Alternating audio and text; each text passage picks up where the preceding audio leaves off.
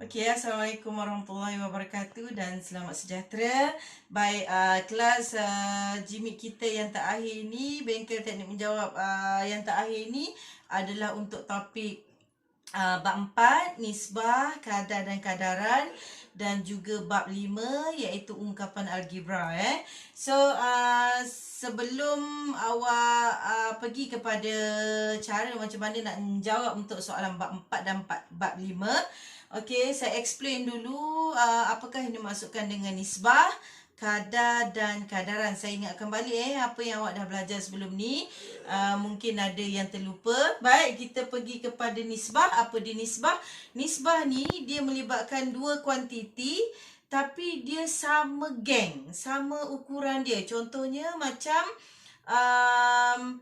kilo dengan gram misalnya, ataupun jam dengan saat, ataupun hari dengan minggu, ataupun meter dengan kilometer. Dia yang sama jenis. Kadar pula dia melibatkan dua ataupun lebih kuantiti yang tak sama jenis ataupun yang tak sama ukuran. Contohnya kilometer dengan gram, ataupun kilometer dengan saat, ataupun hari dengan kilo misalnya, ataupun RM dengan kilo. Dia tak sama geng. So itu kita panggil dia kadar. Baik, kadaran apa dia? Dia akan jadi connection. Dia yang akan menghubungkan antara perbezaan nisbah dan juga kadar ini. Itu yang dimaksudkan dengan nisbah, kadar dan juga kadaran. Baik, kita dah tahu penulisan nisbah dia mesti ada tanda nisbah macam ni. Okey, sebenarnya nisbah tu, kita panggil nisbah tu sebenarnya kita bahagikan dia, kita perkan dia, itu kita panggil dia nisbah. Baik, so dalam topik nisbah, kadar dan kadaran ni kita belajar macam mana nak cari nisbah setara. Apa yang dikatakan nisbah setara tu maksudnya ada tak kita tengok nisbah-nisbah yang lain itu setara dengan nisbah yang telah diberi. Okey, macam contoh saya bagi 2 nisbah 3. Kita nak tengok adakah 12 nisbah 18 ini mesti setara dengan 2 nisbah 3. 0.8 nisbah 1.2 ini adakah dia setara dengan nisbah 2 nisbah 3. Ataupun 1/4 nisbah 1/8 ini dia setara dengan nisbah 2 nisbah 3. So dekat sini kita nak tengok sebab 3 ni berbeza cara macam mana kita nak menjawab. Kalau dia nombor bulat tak ada masalah sebab dia memang nombor bulat, just kita tengok saja setara ataupun tidak. Tapi kalau melibatkan perpuluhan, melibatkan pecahan, dia cara nak buat tu berbeza sedikit. Okey, kita tengok kepada 12 dengan 18. Baik, kalau nisbah setara ni, kalau kita nak cari sama ada dia setara ataupun tidak, kita kena bahagi ataupun kita kena darab. Kalau misalnya nisbah tu lebih kecil daripada nisbah yang kita nak bandingkan, so kita kena darab. Kalau nisbah tu besar daripada nisbah yang kita bandingkan, kena bahagi. Macam contoh yang ni, nisbah yang kita bagi adalah 2 nisbah 3. Yang kita bandingkan jauh lebih besar nilainya, betul tak? 12 nisbah 18. So kita kena darabkan dia. So darab dengan satu sifir saja. Nisbah setara ni kita darab ataupun bahagi dengan sifir yang sama. Dia tak boleh sifir yang berbeza. Contohnya katakanlah kita nak tengok 12 dengan 18 ni setara tak dengan 2 nisbah 3. Kita tengok yang first kali. Okey, yang first kali dia berjumpa dengan 12, sifir berapa? 2 darab 6. So kita akan darab dengan sifir 6. So maksudnya 3 juga akan darab dengan 6. Ni pun sama, akan darab dengan 6. So kita check kat sini, 2 darab 6 dapat tak 12? Betul kan? 3 darab 6 dapat tak 18? Dapat. So maksudnya 12 dan 18 ini adalah nisbah setara bagi 2 nisbah 3. So kita tulis sini adalah nisbah setara. Okay. Itu nombor bulat, dia senang kan? So kita pergi kepada perpuluhan. Macam mana nak buat perpuluhan? Perpuluhan ni awak kena abaikan dia punya titik perpuluhan tu. So kalau macam ni 0,8, yang kosong tu tak payah tengok. So kita bulatkan yang 8 ni saja. Kalau yang sebelah dia 1,2 kan. So saya kata awak hilangkan dia punya tanda. So dia akan jadi 12. Okey. Barulah kita boleh bandingkan tengok setara ataupun tidak. Okey. So dia 8, masih lagi nilai yang kita nak nisbah yang kita nak bandingkan tu lebih besar. So kena darab. 2 darab berapa ni? Kita ambil yang first saja. 2 darab berapa dapat 8? 2 darab 4. So kita guna sifir 4. So ni pun 3 kena darab dengan 4. So tengok 2 darab 4 dapat tak 8? Okey, dapat. 3 darab 4 dapat tak 12? Dapat kan? So maksudnya 0,8 nisbah 1,2 adalah nisbah setara bagi 2 nisbah 3. Okey, yang tadi kita dapat nisbah setara dengan 2 nisbah 3. Baik, untuk pecahan pecahan ni dia complicated sikit tapi saya tunjuk dulu yang pertama. Kalau melibatkan dia dua-dua nisbah ni, dia satu atas dia tu satu bila atas dia satu, awak just abaikan atas dia saja. So yang kita bulatkan adalah yang bawah ni saja. So yang atas kita abaikan. Okey, nak senang kita buat Ini kalau dia yang atas tu satu, yang bawah tu ada nombor So kita bulatkan yang bawah saja. So kita check kat sini 2 dengan 4 sifir berapa yang kita nak gunakan? Masih lagi darab sebab nilainya lebih besar daripada nisbah yang diberi. So 2 darab 4 So kat sini saya buat lengkup macam ni. So kita guna sifir 2 So 2 darab 2 dapat 4. So maksudnya 3 ni juga akan menggunakan sifir 2. 3 darab 2 dapat tak 8? Tak kan? Jawapannya adalah 6. So maksudnya kat sini 1/4 nisbah 1/8 dia bukan nisbah setara bagi 2 nisbah 3. Okey, contoh berikutnya saya bagi macam ni tadi yang kita bandingkan nisbah tu, dia nisbahnya kecil, 2 nisbah 3. Yang kita nak buat perbandingan nisbah setara tu nilainya lebih besar So kita akan darab dia gunakan sifir. Macam contoh yang ni, yang nisbah diberi ni nilainya lebih besar daripada nisbah yang kita nak bandingkan. So bila nisbah tu lebih besar daripada yang kita nak bandingkan yang kat bawah ni, so kita kena bahagi dia. Maksudnya dalam erti kata yang lain, yang kita nak bandingkan tu dia lebih kecil daripada nisbah yang diberi. So kita kena bahagi. So kita try juga, sama juga tapi menggunakan sifir yang sama. Dalam erti kata yang lain, awak tengok 9 darab berapa boleh dapat 27. Nak senang, kalau kita bahagi tu mungkin susah So 9 darab berapa dapat 27, ataupun awak buat 27 bahagi 9. Dapat berapa? So dapat 3 kan? So kita akan guna sifir 3 lah So kita bahagi 3. So 27 bahagi 3 dapat 9. 45 dibahagi dengan 3 dapat tak 12?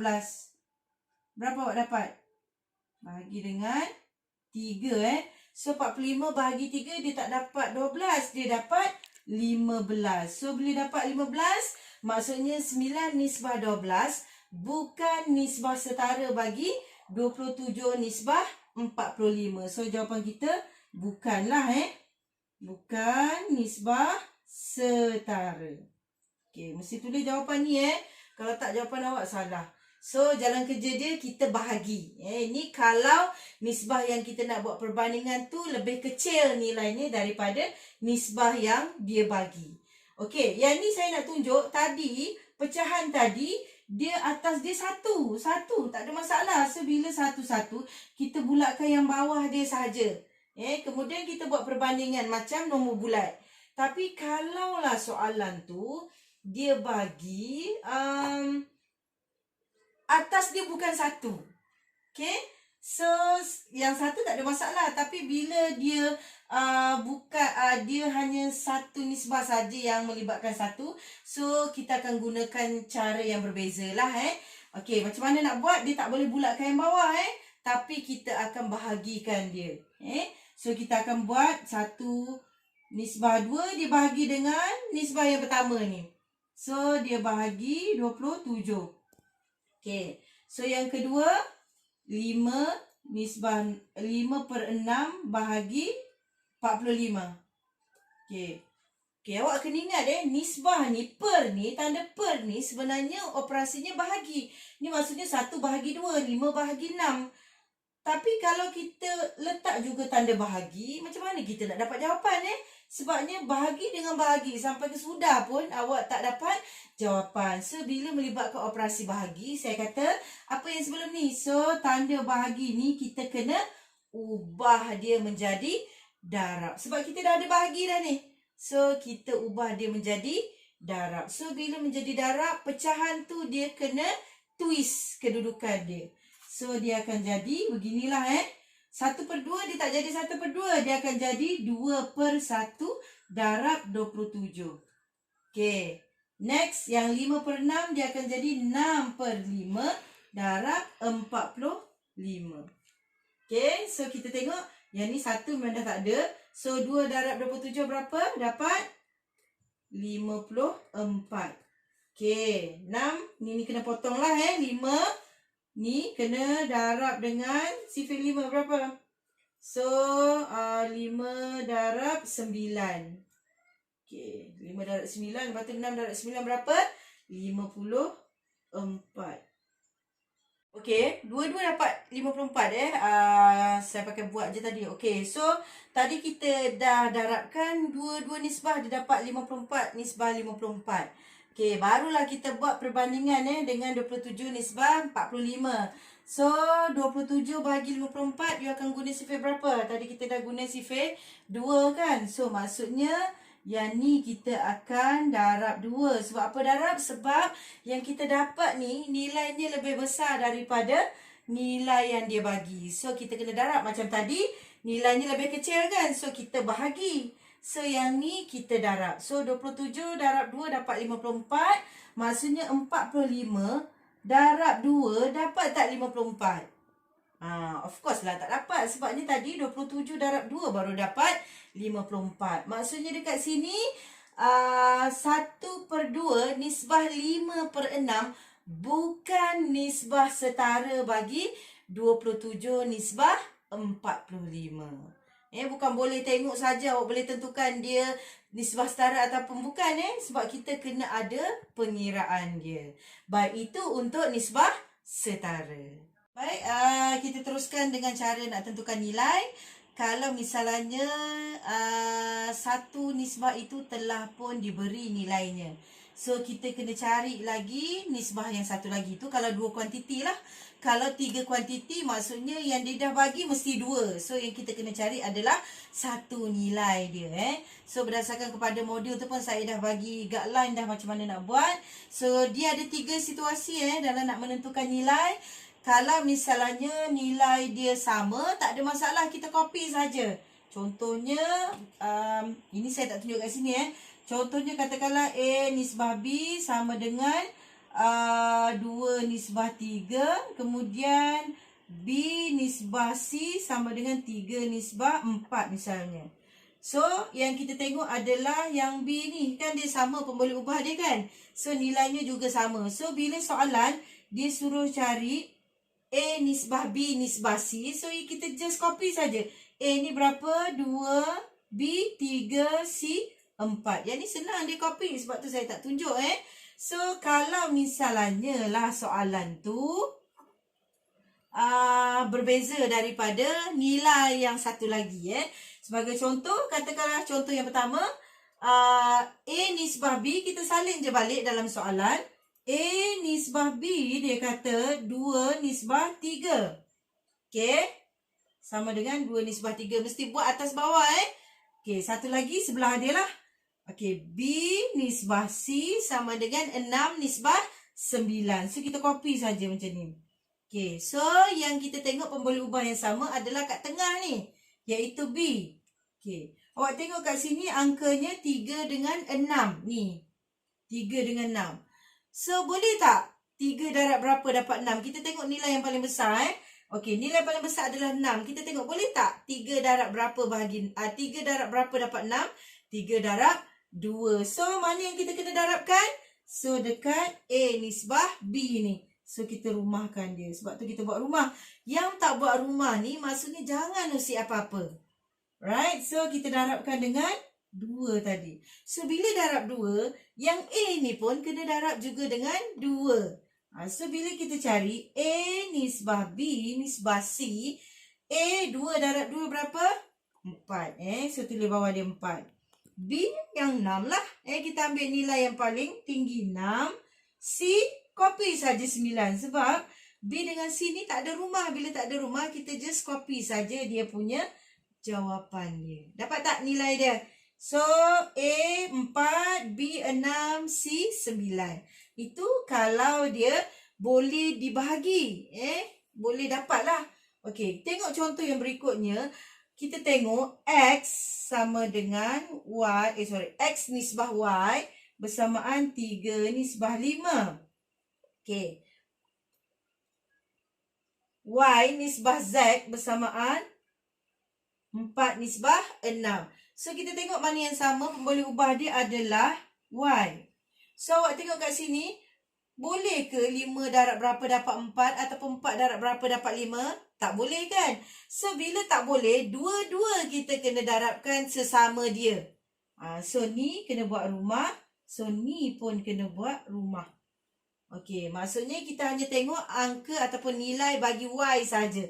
So, ni kita tengok rumah dia. So, kena darab sifir 4. Yang ni. Okey, yang rumah satu lagi kena darab sifir 5. Dia bersilang. So, kena darab sifir 5. Right. So, kita copy balik. Okey, nisbah X, Y, Z. Nak tentukan nilai 3 darab 4, 12. Y, 5 darab 4, 20. Next, Z, 6 darab 5. 30. So, tu jawapan dia. Maksudnya, dua-dua rumah kena darabkan antara satu sama lain. Ni jangan sampai salah lah. So, dia akan darab angka dia sendiri. Jelas tak? Alright. Okey, untuk last kali bagi nak tentukan nilai bagi kadaran, saya rujuk kepada modul. Okey, saya tengok contoh dia. Sebab biasanya dalam nak menentukan nilai bagi kadaran, dia bagi dalam bentuk soalan penyelesaian masalah. Okey, senang je saya kata. Bila penyelesaian masalah ni yang awak tak suka adalah ayat-ayat dia yang panjang-panjang, betul tak? So tu saya kata bila keluar soalan, awak bulatkan dia punya angka dia dulu. Okey, itu satu cara macam mana awak nak selesaikan masalah.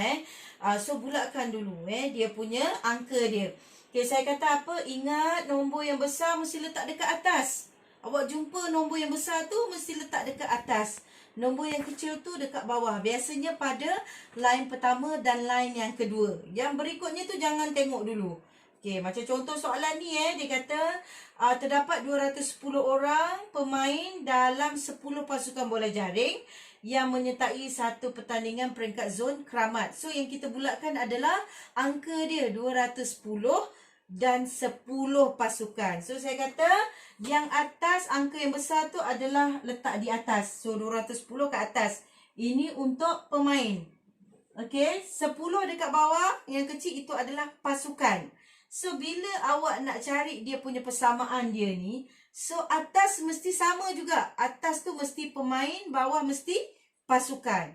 So, dekat dekat berikutnya, dia kata apa? Tentukan bilangan pemain dalam 3 pasukan. You nampak ada satu saja yang kita bulatkan nombor dia. Patutnya dia mesti ada 2 macam ni. Okey, maksudnya yang awak bulatkan dalam soalan penyelesaian masalah, dia mesti ada 4.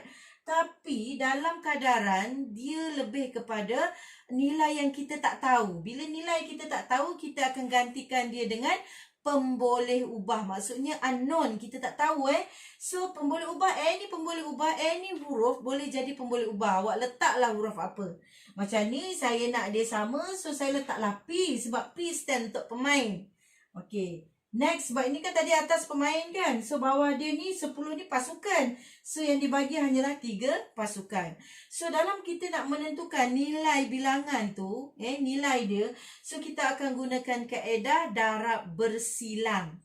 So, darab bersilang maksudnya dia akan darab bersilang macam ni. Okey. Dah tak ada yang bawah, kita gantikan dia dalam bentuk persamaan. So, dia akan jadi 210 darab dengan 3. Dia jumpa dengan 3. Okey, next sama dengan 10 darab P. Angka dulu baru darab pun boleh ubah. So, any angka bila darab dengan huruf, bila dia darab, dia akan combine. 1 darab P jadi P, 2 darab P, 2P, 3 darab P, 3P. Yang tak boleh combine bila tambah tolak saja. Dia tak boleh selesai.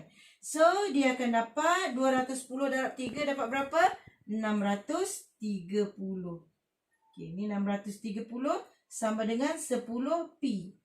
Huruf dengan angka, bila kita darab, dia akan jadi 10X, 20X, tak ada masalah. So, yang kita nak cari adalah P.